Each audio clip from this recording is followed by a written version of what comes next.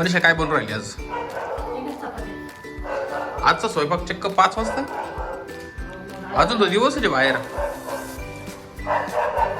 बाहेर अजून दिवसच आहे. संध्याकाळचा स्वयंपाक आमचा बरं 7 आणि 8 वाजता चालू होतो. आज एवढ्या लवकर कसं काय? आज काहीतरी आहे. काय आज 19 तारीख आहे. 19 तारीख. मग 19 तारखेला काय? 19 तारखेला आज बाई पण भारी देवा हा पिक्चर आहे. तर त्याच्यामुळे मी आज लवकर स्वयंपाक करून येणार आहे.